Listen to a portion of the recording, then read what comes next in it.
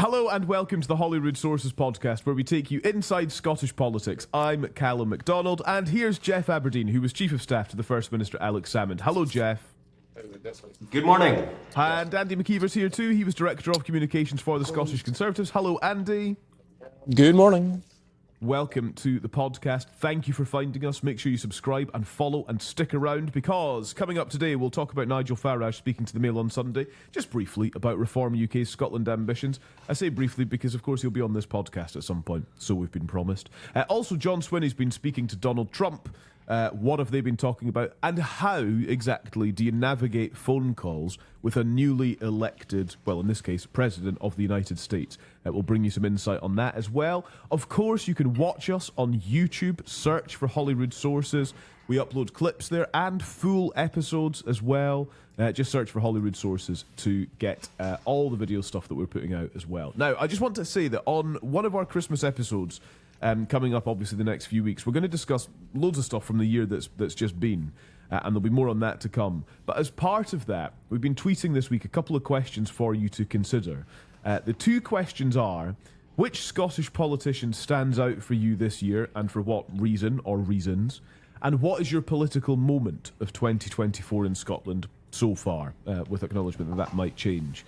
So, your thoughts on that, very welcome. WhatsApp us, ideally with a voice note, but a message is fine too. The number is 0333 404 6507. Geoff and Andy have already shared a couple of their ideas on Twitter, but we'll discuss that in more detail, at more length, in the next few weeks. So do get in touch. Right, guys, just before we get to today's stuff, we want to, every week we'll read out messages. So when you WhatsApp us or email us, we'll read them out in the next episode.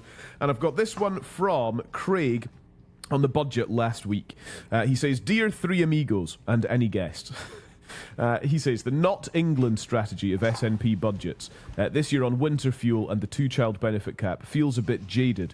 Yes, it's sugar rush politics for supporters, which is obviously tempting for the SNP, but really bad for our country's strategic future. For the big challenges we face, doing the opposite to Westminster on controversial issues each year isn't going to cut it. Even kids learn that a diet of crisps and sweets is not a happy one in the end, though it feels fun at the time. Being a bit less worse than England on selected social issues isn't a viable plan. Keep up the good work," says Craig. Andy, a thought from you on that, first of all? Yeah, I think it's a good point by Craig. I mean, I pretty much agree with it. It's tempting for the SNP to keep doing it because it has worked very, very well for quite a number of years now, to be honest with you.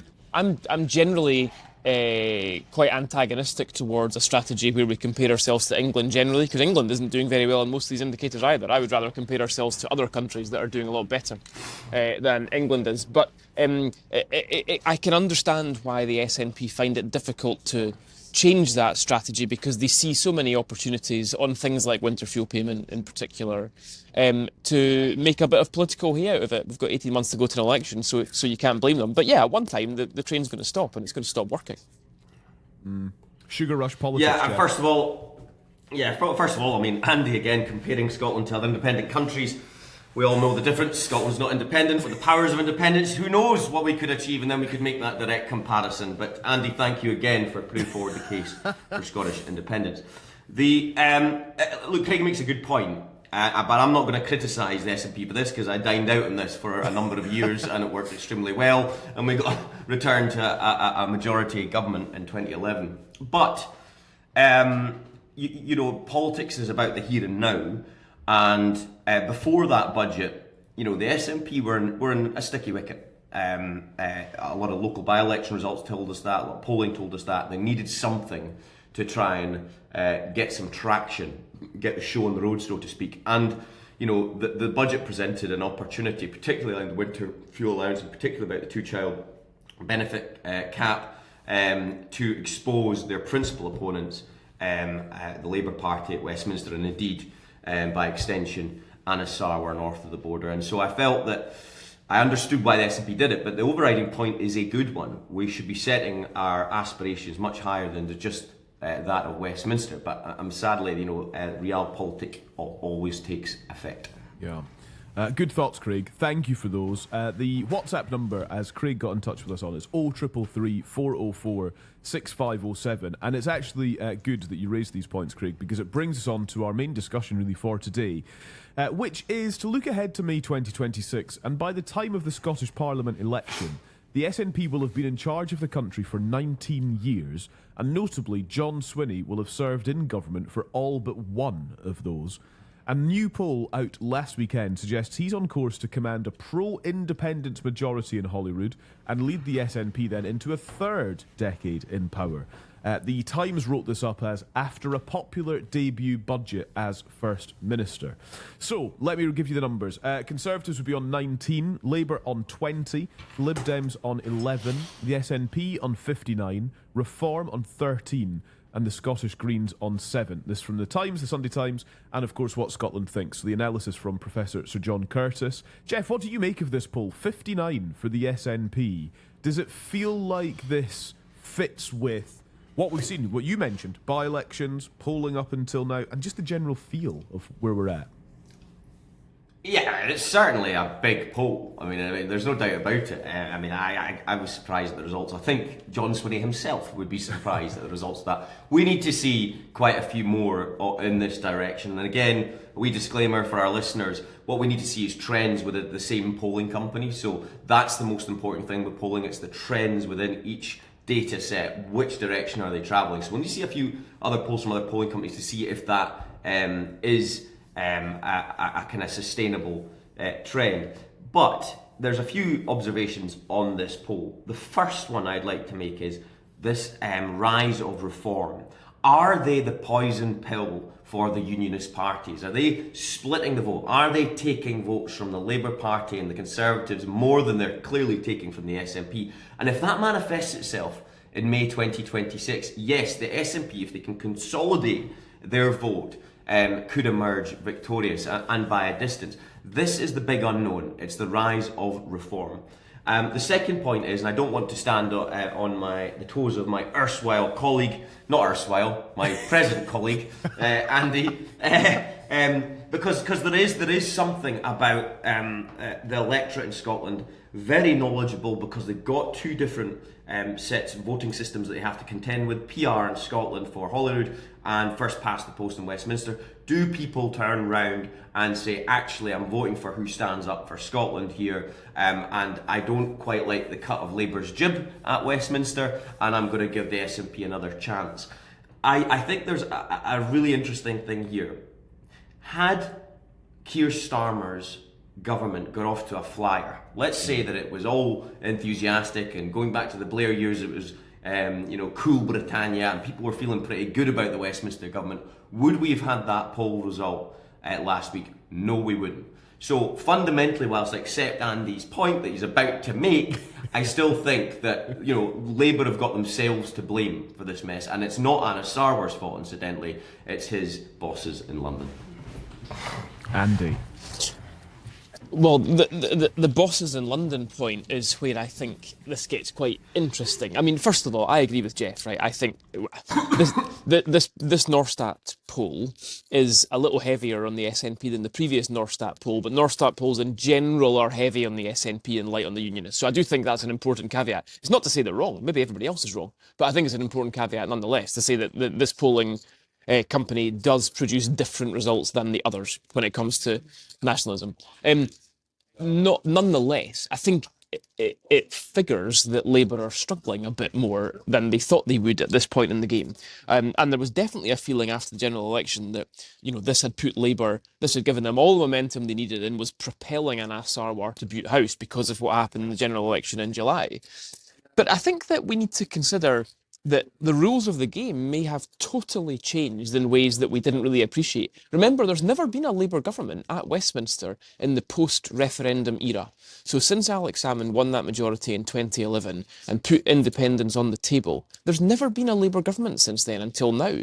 So we've never really known how the country would react to that situation.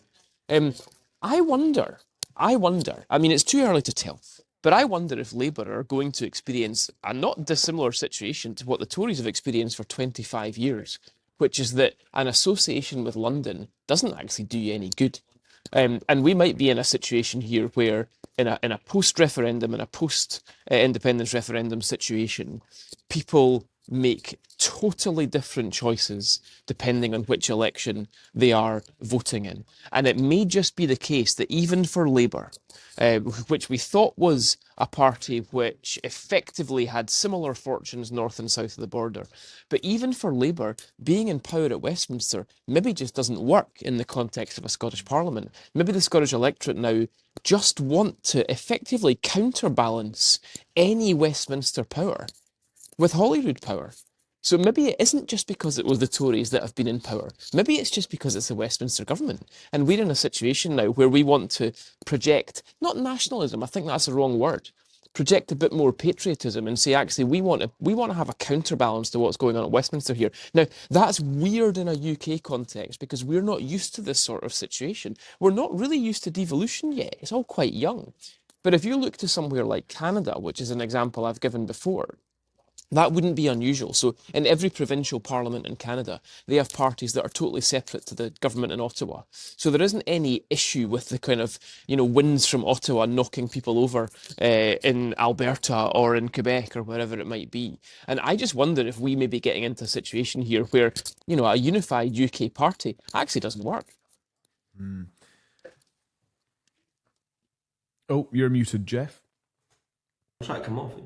I think that's a really interesting point, and I don't have much to add to that, because I do think there's some merit in what Andy's saying, except I'll just say again, had Starmer's government got off to a better start, and was viewed more positively, I think that could have kind of seeped into the Scottish context. It clearly hasn't so far. But one thought, the SNP cannot get complacent. There is huge challenges out there that still exist, and I don't think that this is a ringing endorsement of the SNP. I think people are looking at this and saying, we're willing to give you a chance, but prove yourselves. Now, the Swinney and Forbes government thus far, I think we've used this phrase, steadying the ship. I think there is some evidence for that, but to win an election takes a hell of a lot more. And we still need to see vision and an improvement on the devolved record before they can really seriously think themselves as favourites for the next election. A couple of thoughts just to throw in here then, because Keir Starmer did speak to the Times just at the weekend there, and he said of the SNP, they've got powers, they've got the money, they've got nowhere to go for any more excuses. And I'm quite fascinated as to what that means for what Starmer can do to help Anas Sarwar in a Scottish parliamentary election context. What is the offer? If it is this idea that having the same party in government in both parliaments would be of benefit to Scotland, if actually there's no more excuses for the SNP, what's left for Starmer to give the Scottish Parliament? Do you see my point, Andy? Yeah, it's not a particularly easy question to answer. I don't think it's that easy a question to answer for us. And we're not the ones who have to answer it. So, yeah, Labour are the ones that have to answer it.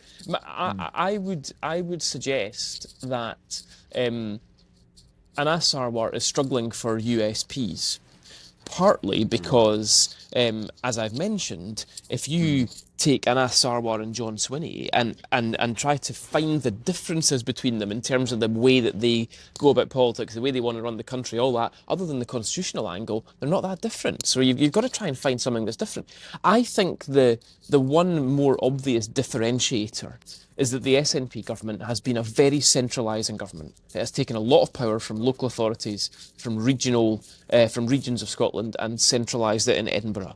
Anas Sarwar could offer something much more decentralising. So Keir Starmer effectively giving Anas Sarwar the nod to devolve power from Holyrood to local areas and local authorities, with mayors, but other things as well, may be something that separates him a little bit from John Swinney. Whether that's enough to catch the imagination of the electorate is a different question, but it would certainly be different. Yeah, I mean, look, Labour are suffering from an identity crisis across the UK, and that's having a big impact on Anas's ability to kind of establish a clear platform. If you think about it, Labour, the traditional party of the worker, has just installed this tax on NICs, which is a tax on jobs. fundamentally. They're a party of self-professed social justice. We're now seeing, this impact on only pensioners and their winter fuel payments, or the child benefit cap. These things run antithesis to what Anasar wants to kind of campaign on. And so he's now trying to work out, what is my route through? What is my narrative here that's a credible one going into 2026 in light of the decisions that my colleagues at Westminster are taking? And that's the fundamental problem for Anasar right now. And I think that identity crisis has to be solved pretty short order if they're going to make a proper fist at this next election. Listen, it's still very much there for Labour. Let's not kid ourselves. Having a Labour government should be an asset going into the election. And to answer your question, Calum, and I think they will be looking at various things, perhaps further devolution, but that has to mean something to people. It just can't be, we're going to give another level of bureaucracy. It has to be with a purpose in mind. But there's no doubt they'll be scratching their heads just now. I'd be surprised if there hasn't been a few emergency meetings behind the scenes going, right, what do we need here, guys? Because this is not going our way. See, this is my point from earlier as well. This is what's making me wonder about all this, guys, is that this is not that hard for John Swinney, actually. It's not been very hard. He looks at what's happening in Westminster and he says, great, I'll have a little bit of that. I can juxtapose against what's happening there. You want to give me £3 billion in Barnett consequentials? Fantastic. I'm going to spend it on stuff that's going to embarrass you because of what you're doing. You do something in Westminster, I'll simply say, we would never do that up here.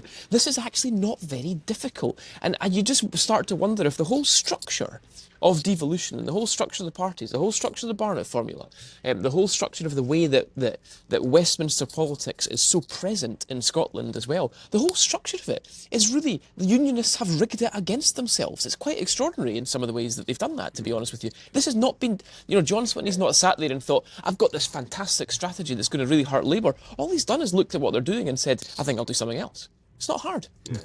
Yeah, and I think, Andy, just to build on that point very, very briefly, the one area where John is most comfortable is on the finance brief. He was Scotland's finance secretary for a number of years. I worked alongside him in 2007 to 2014. He knows how to do budgets. He knows how to make this stuff work, and that's very much played to his advantage. And frankly, I think it would be churlish not to say this. He's taken full advantage. Mm. I should say, we mentioned that this poll would give a pro-independence majority.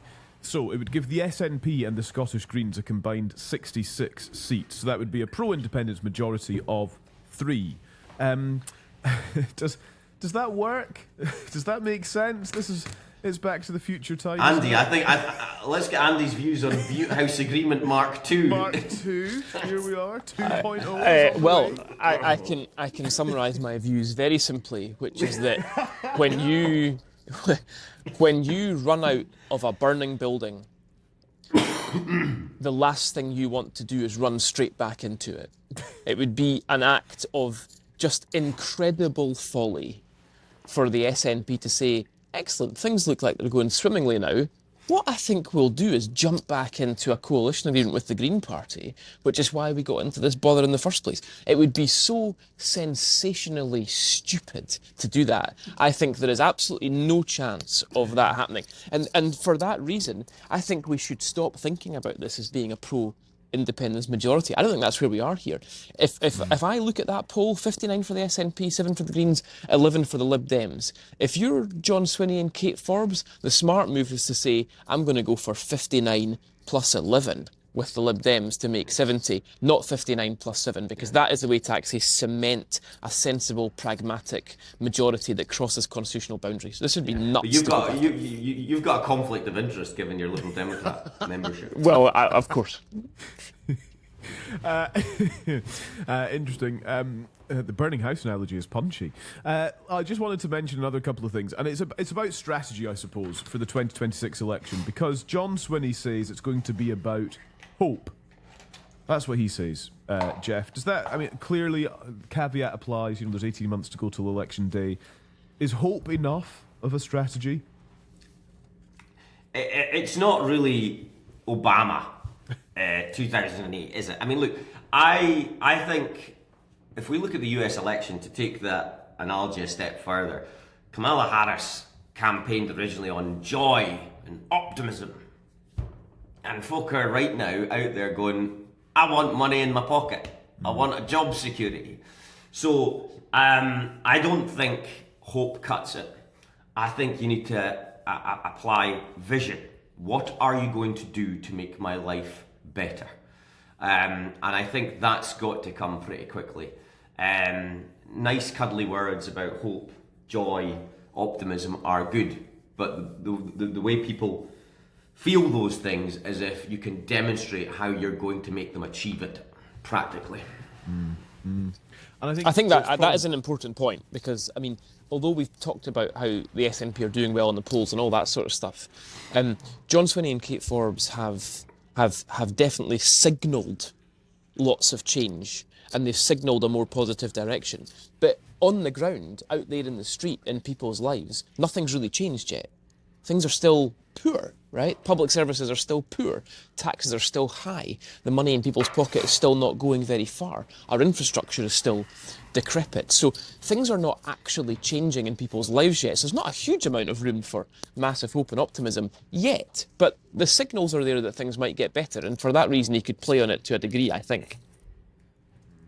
On that note, I just wanted to mention a couple of stories in the papers today. The Herald this morning, we're recording on Wednesday the 11th of December. The number of teachers in Scotland's schools has fallen for the third year in a row, while the number of pupils with additional needs is now above 40%. And Andy, two of your favourite things actually feature today in the Times: the NHS and a comparison to England, no less. It's almost a full house. Nearly 100 times more NHS patients have been waiting over 2 years for hospital treatment in Scotland than in the whole of England. More than 10,000 patients in Scotland had been waiting at least 104 weeks after referral for hospital treatment. The number of such patients in the whole of England was 113.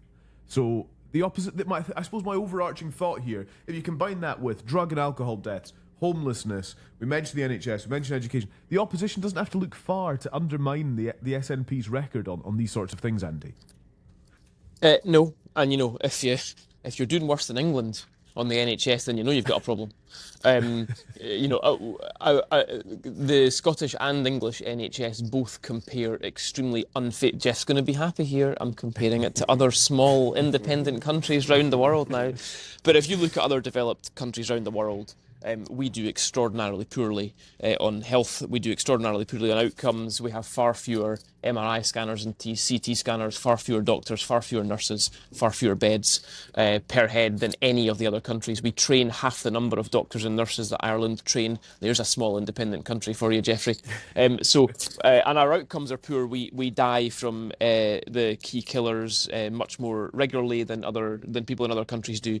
Our health service is completely broken. It is broken beyond repair, and unfortunately we have a series of politicians from all parties who like to pretend that it's not, and like to pretend that throwing money at the problem makes it better. Actually, in many cases, as you can see from some of the detailed analysis of different parts of the NHS, throwing money at the problem sometimes actually makes it worse. Not only does it not make it better, it sometimes makes it worse. So there's not a lot you can say about the NHS. It needs to be started again, I'm afraid. One thing I'm going to commit us to is that next year, probably in May actually, we'll look at all these sort of big devolved issues, education, health, etc., with a year to go to the Scottish parliamentary election. I think it's important that we'll focus on them properly. You know, we talk about them a lot in passing, but we'll focus on them in great detail.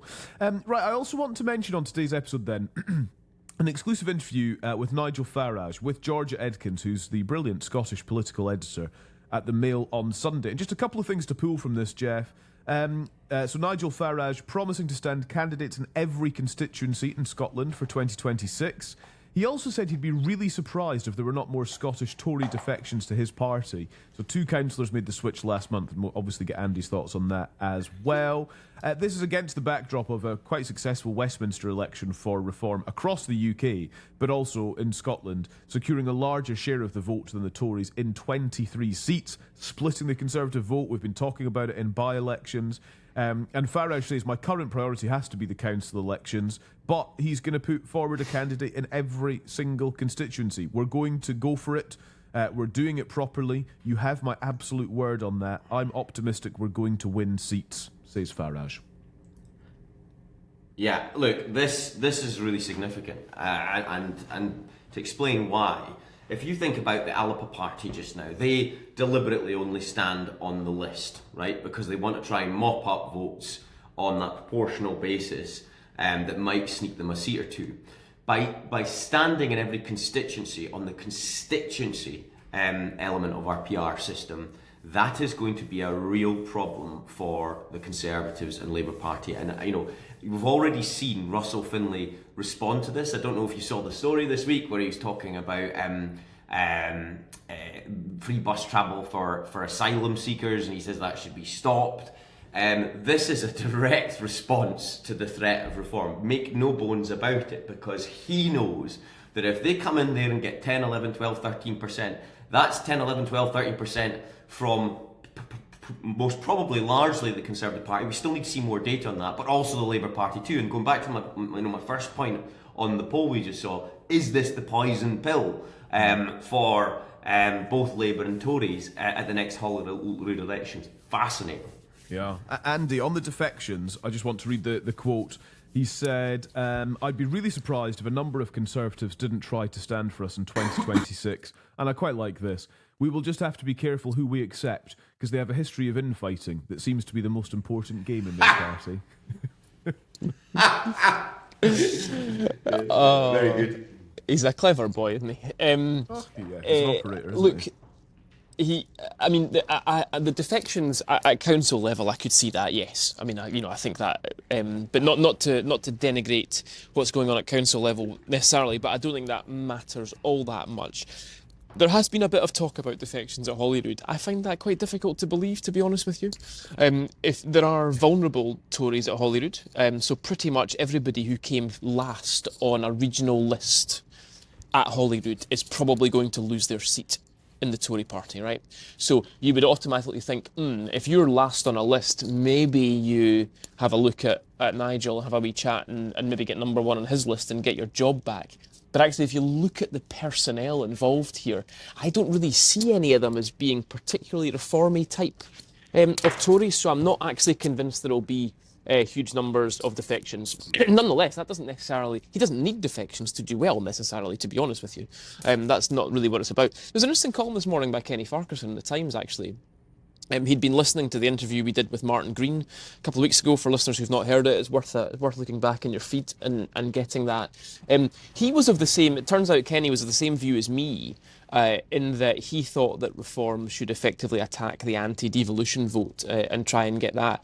But Kenny made a couple of good points in his column this morning, which is that, we probably just don't really know anything about the sort... I mean, which sort of voter decides that they vote in SNP and actually they're going to flip to reform? Or more commonly, they're voting Labour and they're going to go to reform.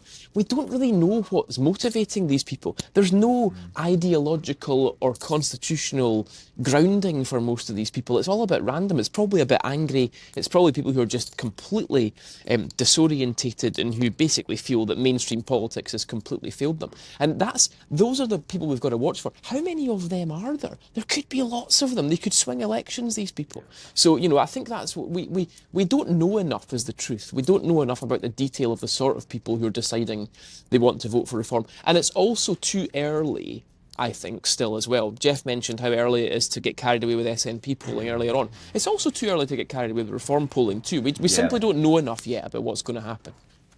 Yeah, just a couple of observations on that. I think what motivates a potential reform voter is different in different parts of the country. So we know they did reasonably well in Aberdeenshire and the Fraserburgh, on the Buchan coast.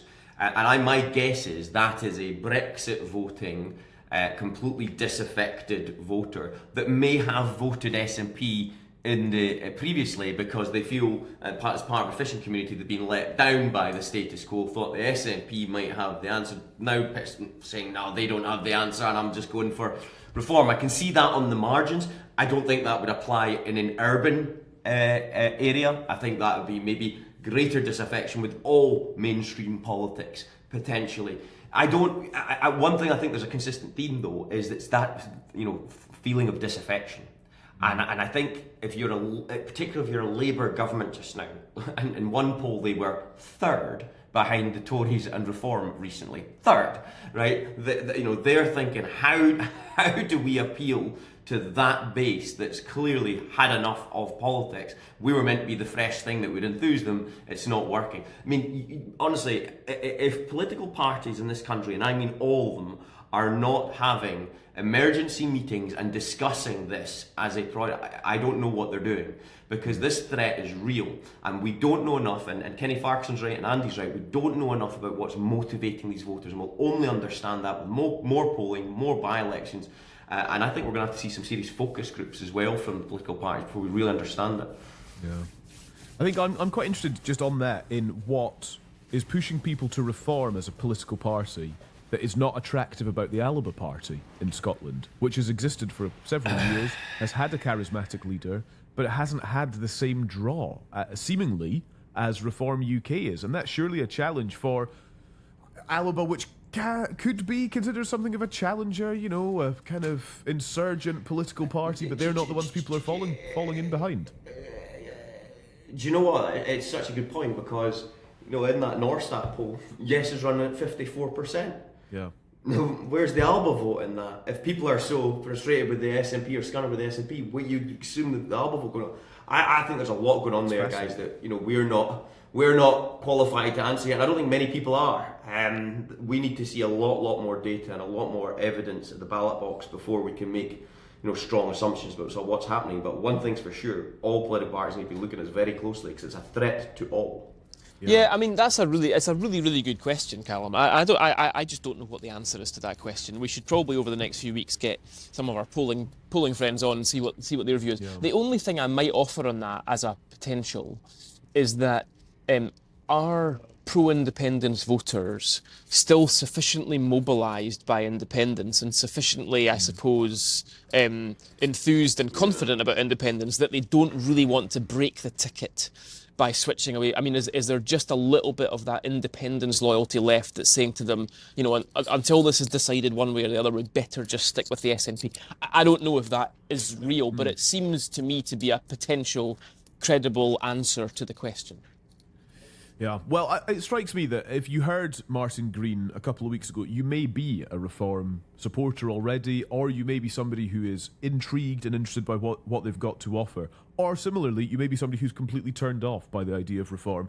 Whatever, we'd love to hear from you. You can WhatsApp us 0333 404 6507. Give us the data. If that's you, help us understand exactly what's going on here. Get in touch on WhatsApp. We'd love to hear from you. Right, John Swinney held a conversation with US President-elect Donald Trump, where the two leaders discussed the importance of economic ties between Scotland and the US. Apparently they didn't explicitly talk about tariffs, which is sort of the big headline issue when it comes to what Donald Trump's presidency is going to look like. But John Swinney said that he did raise the importance of the whiskey industry and how important it is as an export. How do you have a conversation with a world leader in this sort? This is obviously a brand new, you know, newly elected world leader. Geoff, how does this work? What do you do? What do you say? And what do you not say on that kind of first phone call? Well, first of all, before I talk about that, the Foreign Office and the Cabinet Office of the UK will be having kittens right now that the First Minister's spoken directly with President-elect Trump. I remember in 2009, through the efforts of a senator called Jim Webb, who was very close to Hillary Clinton, he managed to arrange a meeting directly between the Secretary of State, then Hillary Clinton, and Alex Salmond, and you know the reaction internally from the UK government was less than pleasing. I have to say, they were not happy. So, firstly, I want to put that on record. But this is the nature. I think I mentioned it in a previous podcast, that this is the nature of the kind of maverick character that is Donald Trump. That he'll just speak to anyone. And I think there's something quite almost charming in that. Look, for John Swinney, it was important to get that call. It's a bit of credibility. You're speaking to what is going to be the leader of the free world, and for him, it's a bit of a boon in that respect. But there's a serious point to it, and you know, they talked about trade. They talked about the importance of the Scottish Whisky Association. It doesn't suggest that there was, as you say, detailed talks on tariffs, but he's laid the groundwork, you know, to have that conversation, which would be very important. And look, I said this before, Donald Trump, we might not like it, is democratically elected. That has to be respected. The decisions he takes on his economy will have an impact on this country. John Swinney's right to speak to him and lay the ground. We believe he's coming to Scotland, according to Sun, early next year. If I was John Swinney, I'd try and get an audience with him and really make the case on one or two of these key issues. So that's what the president-elect wants to speak to you. You bloody speak to him, okay? End of story. Yeah, it's a good connection to have. Andy, what would you be saying to Trump on your first phone call with him? Oh, I mean, I'll 100% be asking for a good rate at Trump International, which I've never played before.